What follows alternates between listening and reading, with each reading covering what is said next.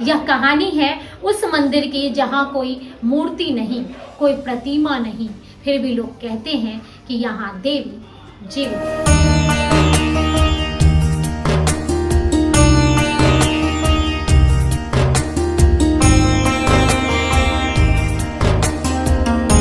जहाँ पत्थर सांस लेते हैं, पानी आशीर्वाद देता है और पहाड़ श्राप भी बोल सकते हैं। नमस्ते, मैं अनामिका हूँ। यह कहानी उस शक्तिपीठ की है जहाँ हर साल कुछ दिनों के लिए देवी के रसवला होने पर मंदिर के द्वार बंद कर दिए जाते हैं और उन्हीं दिनों ब्रह्मपुत्र नदी की धार लाल पड़ जाती है। चाहे विज्ञान कुछ भी कहे, आस्था इसे देवी की लीला मानती है।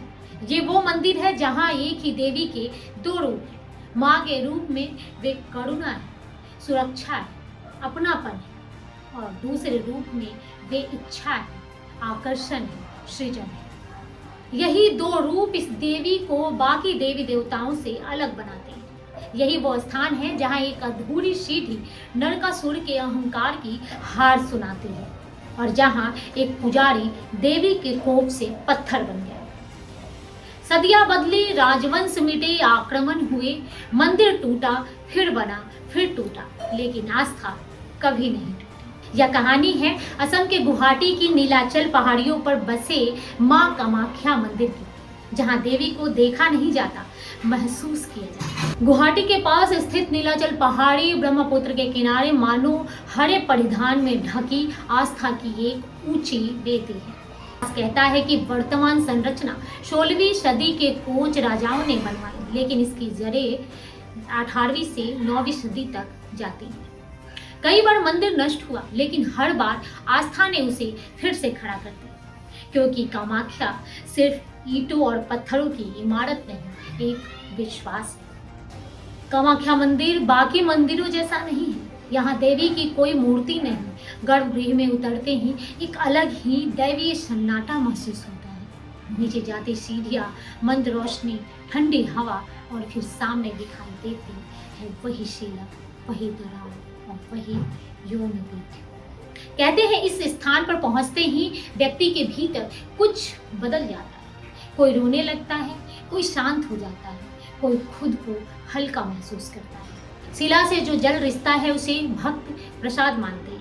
विज्ञान इसे प्रकृति जल स्रोत कहता है, लेकिन आस्था इसे देवी की उपस्थिति मानती है।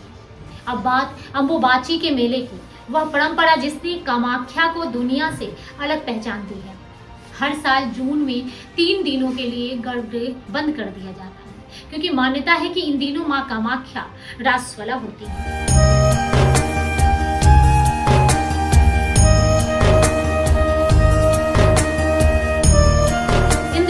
बंद रहता है, लेकिन पहाड़ी पर हजारों साधु, तांत्रिक, अघोरी साधना में लीन रहते हैं। वातावरण रहस्य से भरा होता है।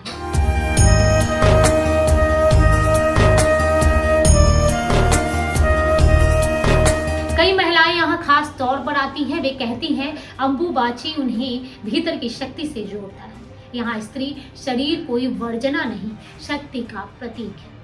लोक कथाओं में कहा जाता है कि इन दिनों ब्रह्मपुत्र का पानी लाल हो जाता है। विज्ञान इसे मिट्टी का रंग कहता है, भक्त इसे देवी की शक्ति। तंत्र और कामाख्या एक दूसरे से गहराई से जुड़े हैं। कई लोग डरते हैं, लेकिन जो यहाँ आते हैं कहते हैं कि यह स्थान डर नहीं देता, डर तोड़ता है। अब बात करते हैं सती की कथा की, जहाँ जहाँ उनके शरीर के अंग गिरे वहाँ शक्तिपीठ बने। जी हाँ, मान्यता है कि यहाँ सती की योनि गिरी थी, इसलिए यहाँ किसी मूर्ति की आवश्यकता नहीं। यहाँ शक्ति का मूल रूप स्थापित है, सृष्टि का स्रोत। अब चलते हैं नरकासुर की कथा की ओर। यह पूरी तरह लोक कथा है, लेकिन लोगों के मन में गहराई से बसी हुई है। आइए जानते हैं। नरकासुर देवी से विवाह करना चाहते थे। देवी ने शर्त रखी, एक ही रात में पहाड़ी के नीचे से मंदिर तक पत्थर की सीढ़ियां बनाकर दिया। काम लगभग पूरा था, लेकिन देवी ने एक मुर्गी को समय से पहले बाग देने को प्रेरित किया। नरकासुर को लगा सुबह हो गई और वह हार गया। आज भी उस मार्ग को अधूरी सीढ़ी कहा जाता है। एक और कथा है केंदु कलई पुजारी की। कहा जाता है कि देवी उनसे प्रकट होती थी। राजा ने छिपकर देखने की कोशिश की और पुजारी पत्थर बन गए। राजा और उसके वंश को श्राप मिला कि वे कभी नीलाचल पहाड़ी की ओर न देखें। आज भी लोग इस कथा को परंपरा की तरह सुनते हैं। अब बात 10 महाविधाओं की। काली, तारा, भैरवी, बंगलामुखी, भुवनेश्वरी, यहाँ शक्ति के 10 रूप स्थापित हैं। तांत्रिक परंपरा में कामाख्या को शक्ति का विश्वविद्यालय कहा जाता है, जहाँ सिद्धि भी है और साधना भी। अब आधुनिक विवाद पशु बलि, सदियों की पुरानी परंपरा, लेकिन आज इसे लेकर कानून और समाज दोनों सवाल उठाते हैं। आज बलि के नियम बहुत सख्त है। अधिकांश पूजा प्रतीकात्मक हो चुकी है। यहाँ परंपरा और आधुनिकता के बीच संतुलन दिखाई देता है। मनोविज्ञान की दृष्टि से देखें तो कामाख्या एक शक्तिशाली मनोवैज्ञानिक अनुभव है। एक ऐसा स्थान है भीड़ की सामूहिक चेतना व्यक्ति के भीतर बदलाव ला देती है। अंबुबाची के दौरान मंत्र, धूप, भीड़, आवाजें सब मिलकर एक ऊर्जा पैदा करती है। यह आध्यात्मिक है या मानसिक, बहस अलग है, पर अनुभव सच्चा है। ब्रिटिश काल में भी कामाख्या रहस्य का केंद्र रहा। कई अफसर इसे समझ नहीं पाए, कुछ डरे, कुछ अचंभित हुए। आज कामाख्या असम का सबसे बड़ा धार्मिक पर्यटन केंद्र है।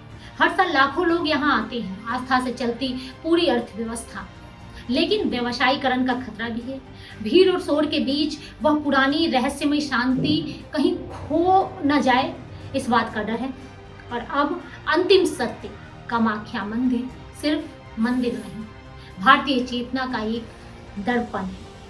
यहाँ देवी माँ भी है और इच्छा की देवी भी। यहाँ आकर कोई सिर्फ देवी के सामने नहीं झुकता, अपने भीतर की सच्चाई के सामने भी झुक जाता है। अगर कभी कामाख्या आए तो सिर्फ दर्शन करके मत लौटिए। नीलाचल की चोटियों पर बैठिए, ब्रह्मपुत्र की हवा को महसूस कीजिए, क्योंकि कुछ रहस्य हल करने के लिए नहीं होते, बल्कि उन्हें स्वीकार किए